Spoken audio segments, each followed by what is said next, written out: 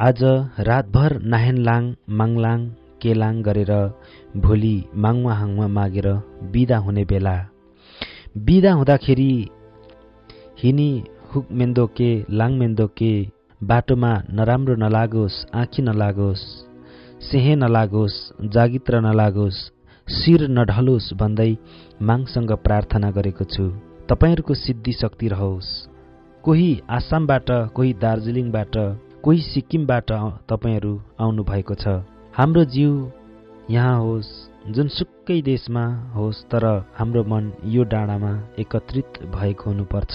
मेरा चेलाभुलाहरू, सहयात्रीहरू Brunei, Hong Kong, Singapore, Malaysia, England, America, Korea इत्यादि संसारका मुलुकहरूमा पुगेर कसैले पैसा कमाइरहेका छन्, कसैले दुःख भोगिरहेका छन्। यिनीहरूमाथि पनि आशीर्वाद लागोस्।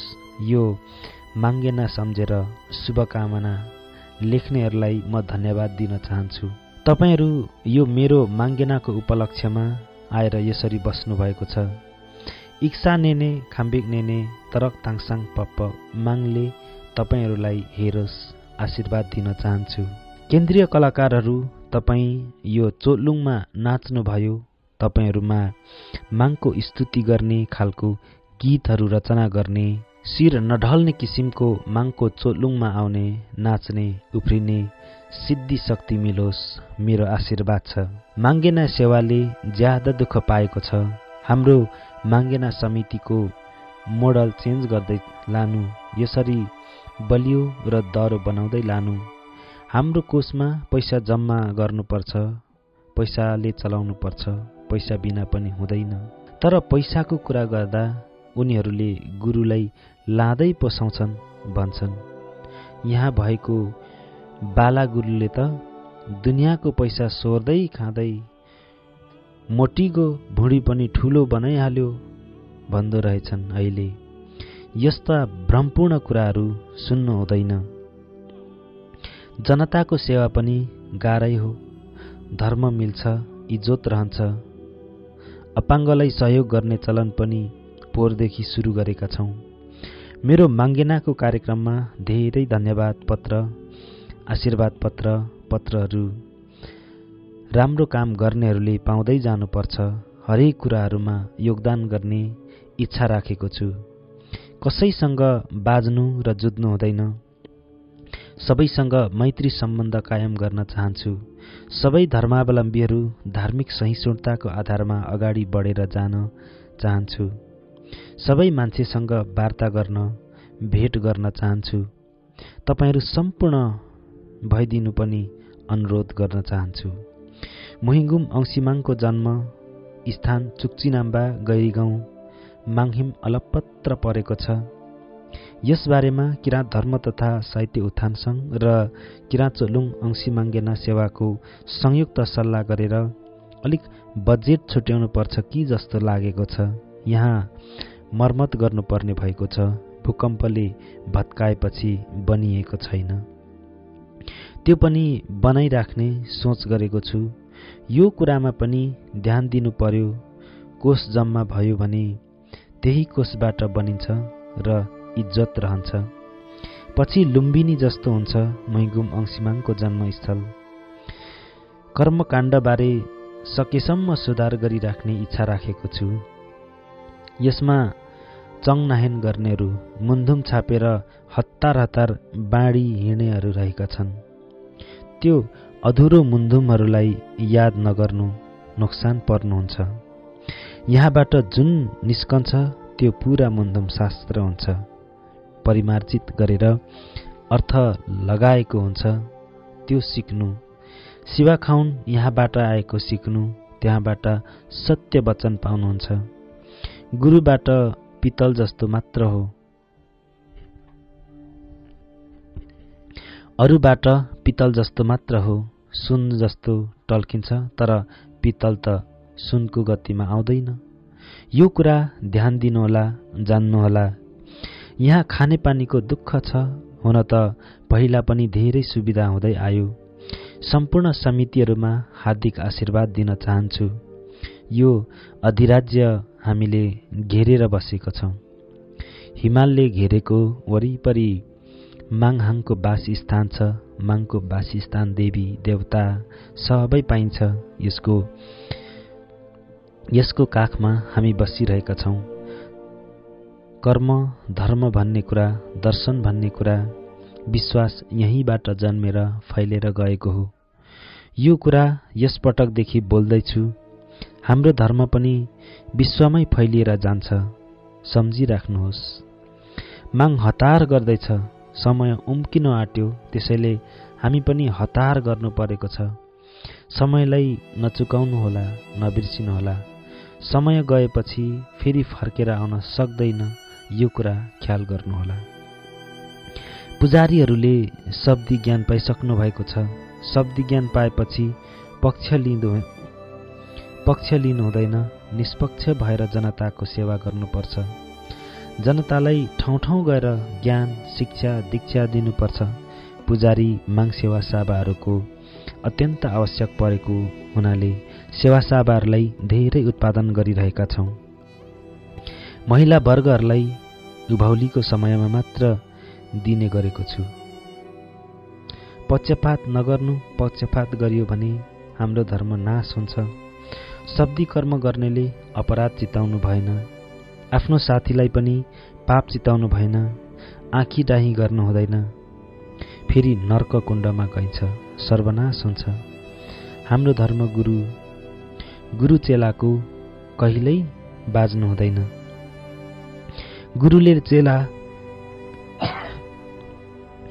गुरुले चेला नराम्रो नहोस् भन्दै राम्रो नै सोच्नुपर्छ। चेलाले गुरुलाई पनि पाप चिताउनु हुँदैन। तर यहाँ गुरु भन्दै भन्दै आउँछन् र गुरुको घुँडामा वञ्चरोप हानिराखेर जान्छन्। त्यस्तो गर्नु हुँदैन, त्यो पाप हो। पापको धेरै अर्थ लाग्छ। एक अर्कालाई पाप चिताउनु, अर्काको जालले घुमाएर डुबाई पठाउनु, त्यो पनि पापै हो। त्यो त सुँगुर मारेर पूजा गर्नुभन्दा ठूलो पाप हो। मान्छेलाई सत्कर्म, सत्व्यवहार सिकाउनुपर्छ। असत गर्नु हुँदैन। तपाईहरू भक्त गरिरहनु भएको छ। हामीलाई पाप चिताउनु हुँदैन। हामीलाई पाप चिताउनु भयो भने तपाईहरू नर्क कुण्डको बास लिनुहुन्छ। बिजुवा फेदाङमाहरू बाण हानाहान गर्छन्। त्यही कारणले गर्दा उनीहरूको शक्ति लोप भएर गएको हो। त्यो गर्नु हुँदैन। माङले देवकुण्डको जति दिन्छ त्यो सुरक्षाको लागि राख्नु हुँदैन। त्यस्तो त मसँग पनि छ, जति छ, तर हामीले चलाउनु हुँदैन। हामी सत्व्यवहारमा हिँड्नुपर्छ, त्यो नै उत्तम हुन्छ। पुजारीले शब्दी कर्म पाइसकेपछि होशियार रहनुपर्छ, सहनशील हुनु पर्यो, बोलीचालीमा धैर्यता रहनु पर्यो। मूर्खसँग भाग्नुपर्छ, मूर्खलाई चलाउनु हुँदैन। बेला आएको बेला माकुराको जस्तो जालमा पार्नुपर्छ। पहिला रिस देखाउनु हुँदैन, भाग्नुपर्छ, राम्रो कुरा राख्नुपर्छ। पुजारीहरूले धर्म प्रचार गर्ने अधिकार पाउनुहुन्छ। शब्दी गर्नेहरूले गुरु कर्म गर्ने अधिकार पाउनुहुन्छ। म जस्तै प्रवचन दिन सक्ने क्षमता आउनु सक्नुपर्छ। गाउँ गाउँ उपकार गर्नु पर्यो, शिक्षा दीक्षा दिनु पर्यो, मरेको ठाउँमा पुग्नु पर्यो, विवाहमा पनि पुग्नु पर्यो। चुलादेखि उपकार सुधार गर्दै जिम्मेवारी माग सेवा साभाहरूको हो। तर सेवा साभाहरूमा पनि नाहेछिङमा चाहिँ मेनु नेल्लो आदाङ बसे, नाहेछिङमा लेग हिलुम्बेत यो केलासीकी बेगी याम्मो।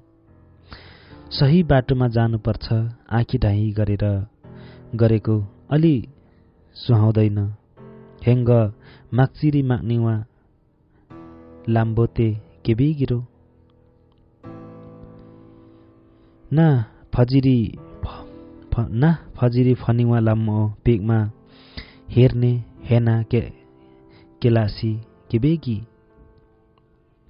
भन्छु म त्यहाँ बस्दिन। उपकार गर्दै जानुहोस्, सम्झाउँदै लानुहोस्। पुजारीहरूको सम्मेलनमा सबैजना भेला हुनु, शब्दी अधिकार पाउनेहरू प्रत्येक वर्षमा प्रत्येक ठाउँमा गएर उधौली पूजामा 30-35 हजार मान्छे भेला गर्नु पर्यो। अनि जाल म बुन्छु, तपाईहरुले साथी म बनाउँछु र ल्याउने काम गर्नु पर्यो। हिँडेर भन्नु म सक्दिन, हिँडेर जाँदा पनि मलाई गुरुमान भनेर गरेको जस्तो छ। म पनि ठूलो भएको जस्तो देख्छ कि डर पो लाग्छ। तपाईहरुले मान्छे जस्तो काम गर्नुहोस्, अर्थी दिने काम, उपदेश दिने काम गर्ने म गर्छु। त्यो मेरो जिम्मा हो, त्यति त मेरो दायित्व हो। अब त बसेर हुँदैन, मेरो भाग्य छ भनेर डोकोमा दूध दुयो भने त पोखिहाल्छ। अब गर्नुपर्छ, तब मात्र सफलता मिल्छ। गुरु चेलाको माया हुनुपर्छ, शब्दी गुरु र गुरुको पनि माया हुनुपर्छ। माया भनेको सम्बन्ध हो। माया छैन भने संसार अडिँदैन। सत्यको मार्ग जोडिएका छौं, त्यो सत्य कर्म, सत्य मार्गको माया हामीले छोड्नु हुँदैन। रोटीमा बाज्यौं लथालिङ्ग गर्छौं है, नबाज्नु। यहाँ म हुँदाहुँदै बाज्नु खोज्छौं। मेरो पछाडि साह्रै पो बाज्छन् कि जस्तो लाग्छ। आचार संहिता बनिन्छ, त्यो भित्र बसेर काम गर्नुपर्छ। कर्मकाण्डको बारेमा निर्देशिका बनाउने विचार गरेको छु। तपाईहरुको लागि विद्यालयहरू सुरु गरेको छ। तपाईहरु आफ्नो खर्चले आएर पढ्नु, बस्नु, अध्ययन गर्नु, सेवा गर्नु, सिक्नु र पुजारी तालिम कति गर्ने हो गर्नु। सङ्घ संस्था गरिब छ अहिले, अरब खरब भए त त्यही बजेटले पढाइन्थ्यो। ज्ञानको कुरा सोध्नुहुन्छ भने 7 दिन 7 रात भए पनि दिन्छु तपाईहरुलाई। तर तपाईहरुले पनि समय निकाल्नु सक्नु पर्यो। तपाईहरुको मन घरमा पुगेको छ, समय निकालेर धर्मको कुरा सुन्ने बानी बसाउनु पर्छ है। दायाँ बायाँ कुद्नु भयो भने मुजोलुङ खेजोलुङ पुग्नु सक्नुहुन्न। तपाईहरुलाई नै सिद्धि शक्ति प्राप्त हुन्छ। आफै छुट्याउनुहोस्, तपाईहरुको जिम्मेवारी हो। यहाँ धेरै मन चेलाहरू आएका छन्, त्यसैले यसो भनिरहेको छु। यसले कतिको देख्छ, जान्दछ भनेर चाल्न आएका छन्। महागुरु हुँ भन्ने आयो गयो यस्तो आइरहन्छ। त्यसैले महागुरु हुँ के हुँ भन्नेहरू भेट गराउँदा फेरि चोङ इला पाङ इला गर्छन् नि। दुरुस्तै महिगुम अंशी जस्तै स्वर सानो बनाएर हिँड्नु थाल्छन् नि। फेरि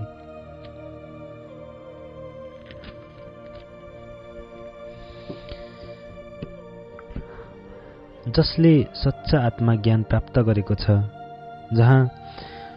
त्यहाँ जात छुटिँदैन। जुनसुकै जातसँग पनि मिल्नु। तर आत्मा पवित्र छैन भने आफ्नै जातसँग पनि मिल्दिन। आत्मा पवित्र हुनु पर्यो। त्यसैले सेतो झण्डा मात्र रोपेर कालो झोला बोकेर हिँडिराख्न।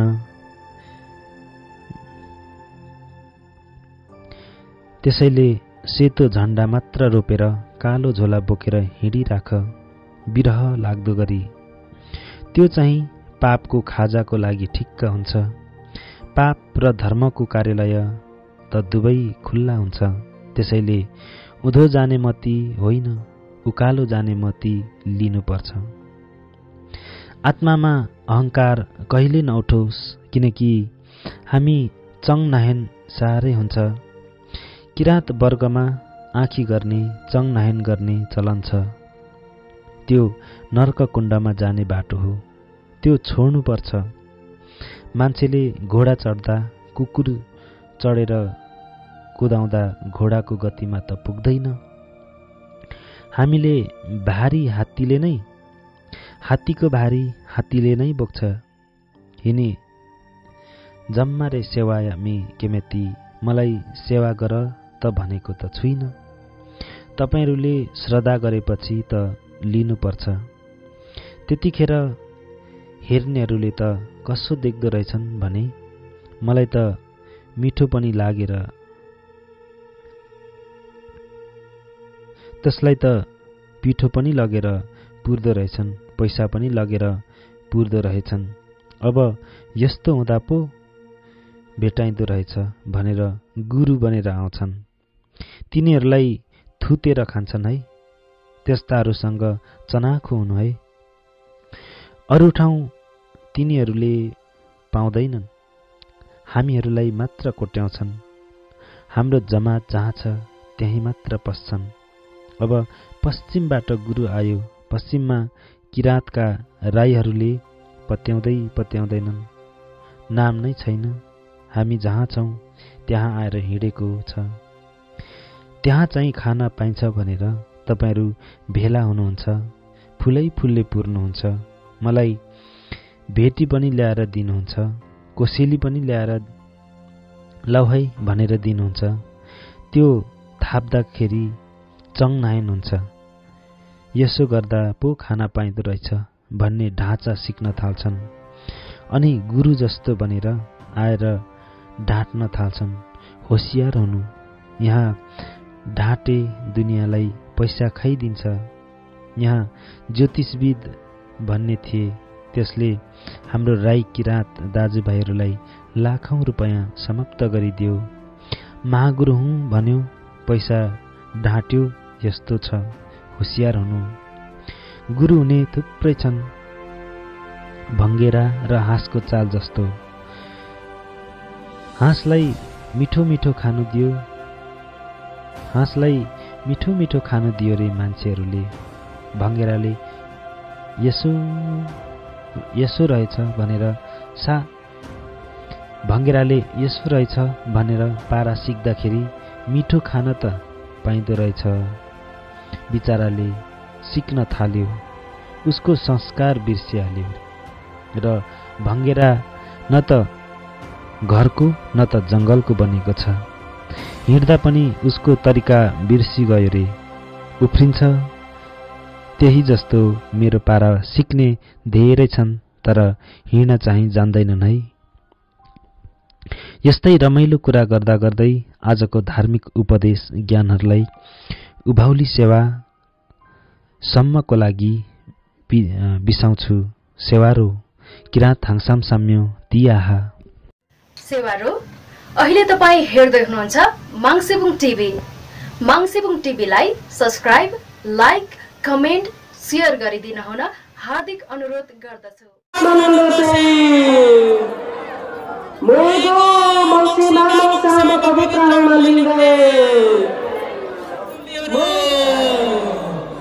विश्व शान्ति तथा मानविकता, विश्व शान्ति तथा मानविकता, किराँत धर्मको किराँत हाङसाम साम्यो।